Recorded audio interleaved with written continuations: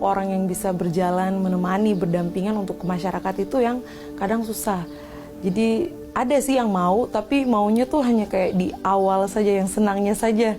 Ketika yang susah-susahnya untuk melakukan kegiatan, mereka kadang tidak mau untuk terlibat. Orang-orang selalu bilang Papua itu bodoh, terbelakang, tertinggal, miskin. Kenapa seperti itu? Karena mereka nggak pernah dikasih kesempatan untuk mereka sekolah seperti orang-orang di kota dapetin. Anak-anak di kota mereka punya fasilitas, mereka bisa sekolah di tempat yang terbaik dengan semua fasilitas yang terbaik. Anak Papua mereka nggak dapetin itu. Terus kalau kita nggak memulai, siapa yang bisa melakukan itu buat mereka? Kapan kesempatan itu datang untuk mereka? Akhirnya hidup mereka hanya melihat matahari terbit, terus tunggu matahari terbenam. Begitu aja tuh sehari-hari, mereka nggak punya keinginan, cita-cita, nggak punya masa depan. Karena mereka nggak tahu, mereka nggak pernah ngerti tentang hal itu. Saya melihat akan terus seperti inilah Papua. Kalau tidak ada yang mau bergerak untuk memberikan pendidikan buat mereka. Mereka nggak punya uang untuk sekolah. Memang benar nggak punya uang. Saya tahu persis gimana orang-orang yang saya layani. Memang nggak punya.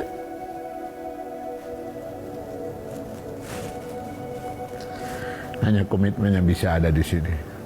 Kalau hanya untuk cari sesuatu, sebenarnya bukan di sini tempatnya. Ya, komitmen untuk hidup untuk orang banyak, sudah itu aja.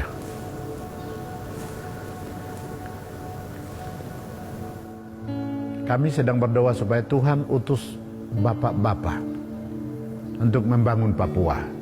Dan saya sadar betul itu. Jadi seorang bapak yang mengerti keluhan, ya, seorang bapak yang bisa ada di situ. Pemimpin sudah banyak, tapi untuk bapak agak sulit untuk jadi seorang bapak. Setiap saya lihat wajah anak-anak, saya bilang mereka harus sekolah Tuhan. Harus sekolah. Itu membangkitkan iman saya, membangkitkan hati saya. Terus Tuhan berbicara di Nehemia kepada saya, Nehemia 2. Dia bilang, waktu pas ada orang-orang yang tidak setuju Nehemia membangun ya. Nehemia bilang, Allah semesta alam, pencipta langit dan bumi yang menyertai dia, itu akan memberikan dia keberhasilan. Itu firman yang Tuhan beri kepada saya ketika saya menangis untuk hal ini. Akhirnya saya bilang saya akan membangun seperti Nehemia membangun, sekalipun tidak ada yang mendukung.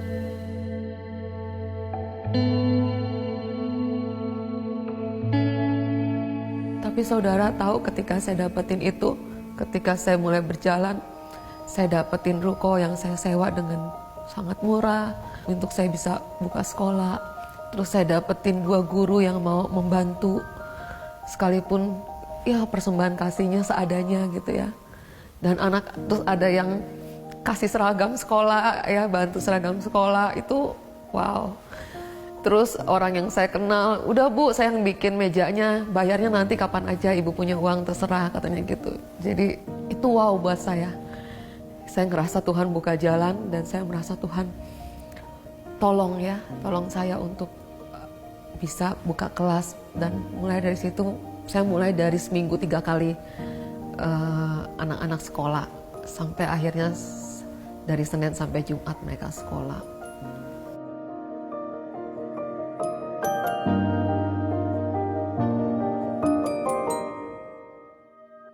Saya di sekolah SD Mutiara Sion sebagai guru kelas 1, saya mengajar semua pelajaran.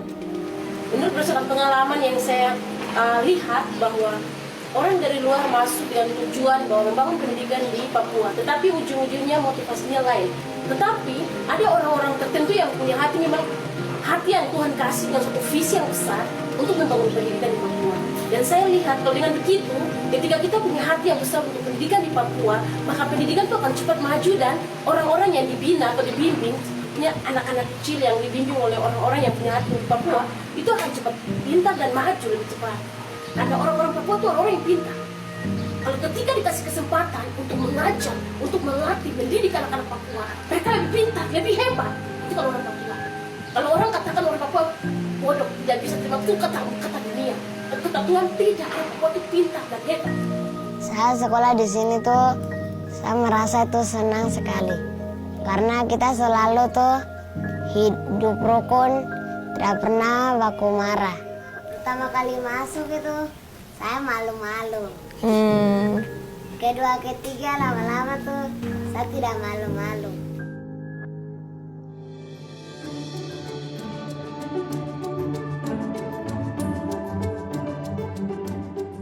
Akhir-akhir ini saya sudah punya beberapa orang-orang yang bisa diandalkan untuk membantu saya, dan juga kita sama-sama punya semangat yang sama untuk melakukan kegiatan positif untuk anak-anak di Papua, tapi juga untuk anak-anak muda, supaya kedepannya mereka bisa lebih baik lagi untuk tanah Papua itu.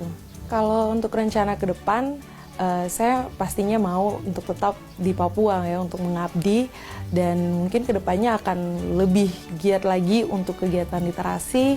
Salah satunya mungkin ketika ikut Duta Bahasa Nasional kemarin, bangga gitu teman-teman gitu, oh ini anak Papua ada, dan saya kayak dipercayakan menjadi ketua angkatan di 2018 itu. Jadi teman-teman dari provinsi semua yang ada di situ ya tahu gitu, dan mereka sangat banyak bertanya tentang Papua, dan saya bersyukur karena bisa menjelaskan secara umum.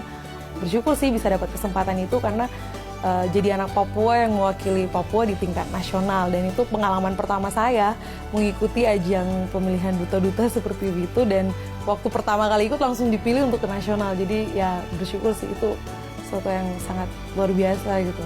Saya berdoa begini, orang-orang yang mencari makan dan mengorbankan manusia Papua atau orang yang ada di atas tanah Papua, kalau boleh Tuhan tangkap orang-orang itu. Pertama bertobat. Kalau memang tidak bertobat, bawa dia keluar dari tanah Papua. Ya, satu-satunya itu, tidak ada jalan lain. Karena dia berpengaruh di sini bukan positif, tapi pengaruh negatif. Sangat banyak. Optimisme itu ada di dalam Tuhan. Nah, itu yang selalu pergumulan saya. Dan akhirnya kan semua untuk memuliakan Tuhan. Nah, itu hati saya.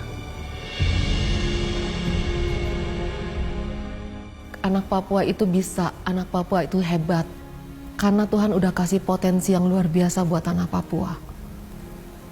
Bukan cuman kekayaan alamnya, bukan cuman budayanya yang unik, tetapi juga pribadi, lepas pribadinya yang begitu luar biasa.